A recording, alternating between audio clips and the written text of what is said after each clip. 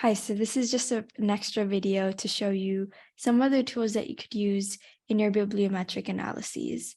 So the first one I'd like to show you is Obsidian. It's most commonly known as a note-taking app, but one of the more recent features that it has been to create these sorts of graphs or networks of your thought processes, basically, to show you how your notes have been organized, sort of following a trail of thought. And you can see that you're able to visualize a relationship of various thoughts and references in your notes. So it's a great way to organize your research and also use to visualize a whole overview of the connections between different topics that you're learning about or researching.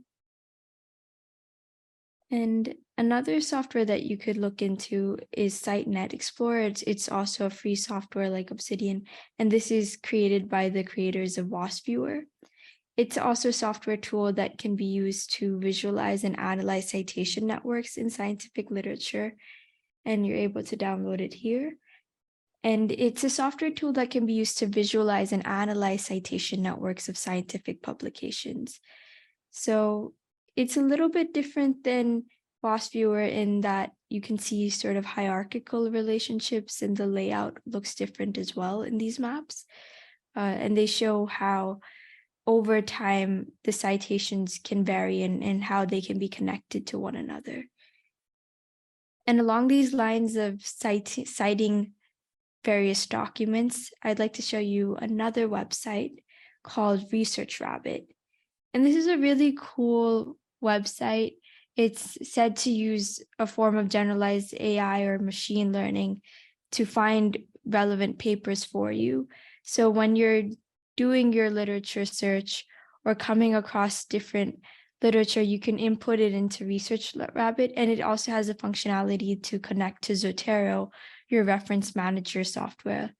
But once you form a collection of relevant papers, it can lead you on to similar work, as well as show you citation networks of those works too.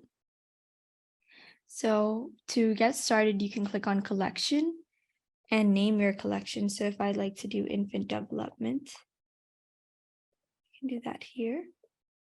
So here in the collection, I can now add papers that I came across in my literature review or literature search, and I can add them here. I can also add references of papers that I'm interested in to see if I can find any similar papers as well.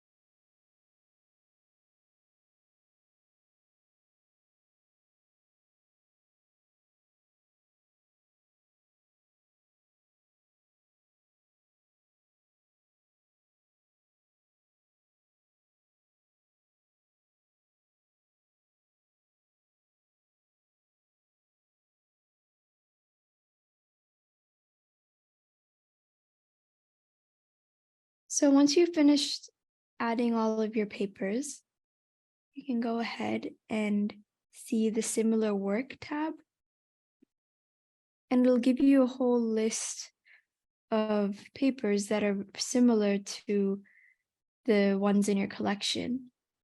And on the right side, you can also see here the connections between your papers and 50 other papers. So it forms a sort of citation network between the different references. If you were to click on it, you can see what reference it is.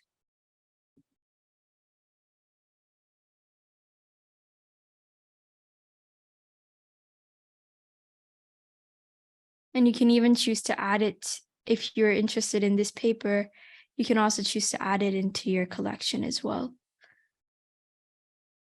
And you can even click on all citations to see all of the citations of this work.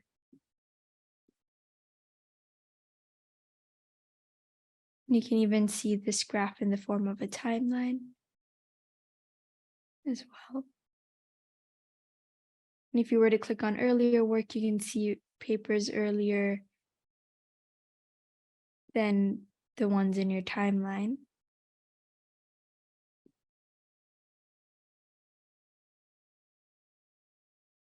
As well as more recent or later work. And I just think that this is a really great way to visualize things and understand them, and beyond that, have a greater sense of what exactly is going on in the field, and have an overview of what's happening. Is as oftentimes in research we often get caught up in smaller details instead of looking at the bigger picture. So there are a couple of different other options that you could do, like exploring the authors in the literature as well.